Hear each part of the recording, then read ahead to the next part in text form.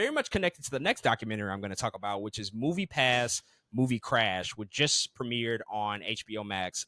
Saw the trailer for this like 3 weeks ago, and I'm like, oh wow, what a time that was. MoviePass. That was also an era. That was also a wonderful time where things were a little bit too good to be true. I mean, if you were a MoviePass user for the brief time that it was popular, or if you at least heard about it, you know that they really had an explosion in popularity in 2017, 2018, where they offered this MoviePass debit card service for $9.95 per month. And for that price, you would get to see one movie a day at your local movie theater, which is just like crazy. Like, how does that work?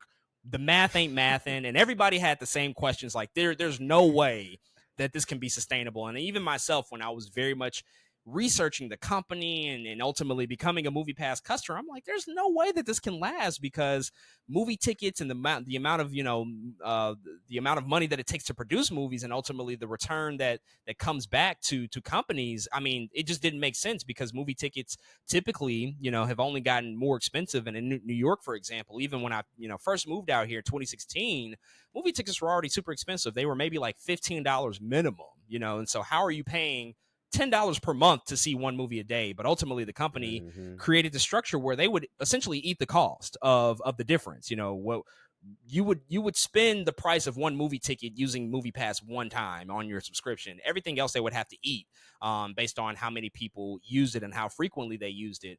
But beyond just the headline of what MoviePass was and basically kind of the short phenomenon that it came to be, this documentary talks about something more interesting. It actually takes a different angle, which I was, interested to see, like what was the angle for the story was going to be. And I found out a lot watching this documentary, because MoviePass, if you don't know, was founded by two black men. It was founded by Stacey Spikes and Hamay Watt, excuse me.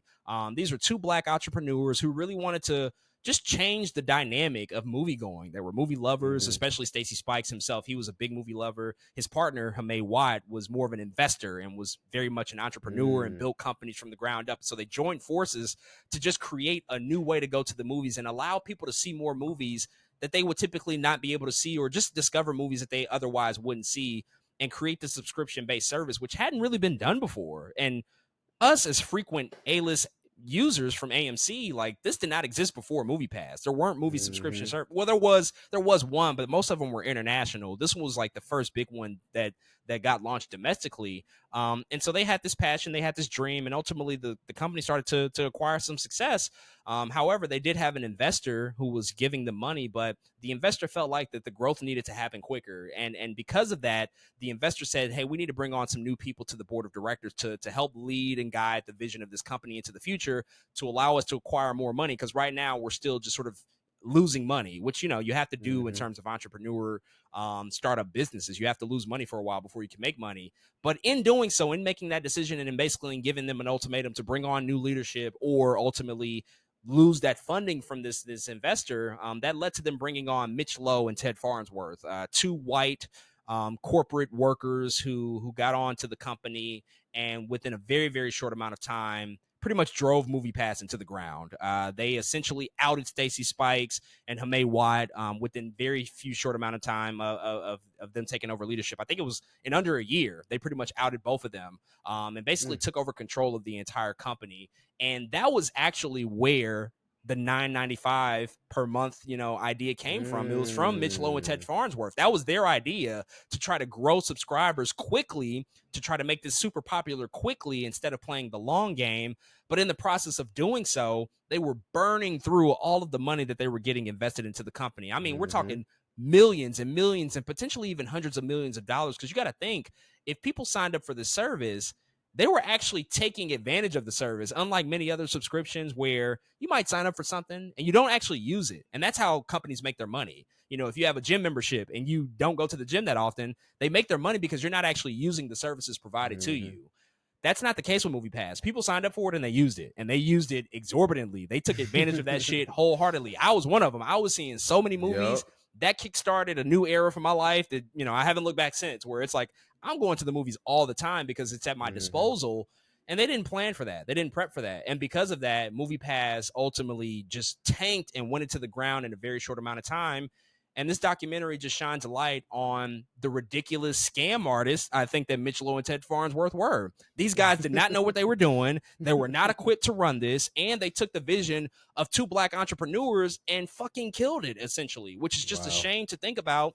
And it's another cautionary tale of the plight and the challenges that black entrepreneurs have to deal with, and the fact that black entrepreneurs and entrepreneurs of color, they don't get the same opportunities. They don't get funding. They don't get the support from their peers and from people within that industry in order to make these things successful and to have sustained long-term leadership in order to see these things through. Instead, you have white people who want to do something quickly, and they also just completely mismanage the entire company to now there's litigation, there's legalities and things that are being held up in court right now to this very day. Like Mitch Lowe and Ted Farnsworth, they have criminal charges against them for theft and fraud. Like that is happening actively right now. So it's a shame how things ended up, but the only, sort of saving grace of all of this is the fact that MoviePass does still exist technically, and Stacy Spikes is now back in charge of MoviePass. He was able to reacquire the company after he was ousted, so he's running it right now. It's certainly nowhere near as popular as it was during its heyday.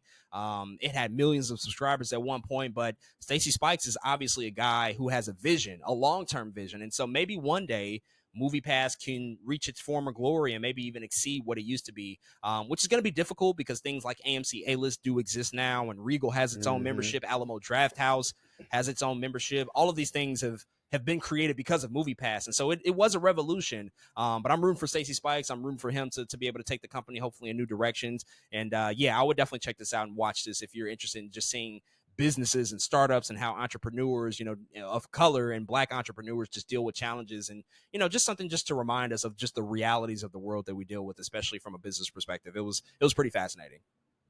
Wow, I didn't even know that it was two black entrepreneurs. Nobody knows that. No, like literally nobody had a clue, because that's not the story that they tell. The story that we always hear is like, oh, MoviePass fucked up and it scammed people over. I mean, I dealt with the whole Mission Impossible Fallout situation in 2018 where you show up to the theater and we can't book a movie. Like now this is becoming something that I'm very skeptical. I canceled it that day. That was the moment. And I think a lot of people canceled that day. It's like, wait, now you're not even providing me the service that I'd signed up for, because they were actively trying to not lose money. They shut people out. But that's not the Stacey Spikes, Hamay Watt version of MoviePass. They were gone by that point. It actually started off from a place of love, but like you said, a lot of people, including myself, just didn't even know that, didn't know where it came from. It's so interesting because at least like the downfall of MoviePass, because we didn't know that, isn't associated with them, if that makes sense. It's a silver lining, right? Yeah, it is a silver lining. So I think that's very interesting. But what a crazy time, bro. I remember us talking about it. Remember that was the first summer I interned. Oh man. And we were talking about MoviePass, and we seen Fallout, but like it wasn't because of MoviePass, but like no, it wasn't. that was all just an insane time. Like I just really couldn't believe that this is a thing. And we talked about it too. We were like, there's no way this is sustainable. You have to be losing money. So it's crazy that now we do have like A-List and, like you said, Regal and Alamo, all these places have their own. But it's like at that time, it was a crazy concept, and a concept that still partially made sense because subscribing to the movies makes sense.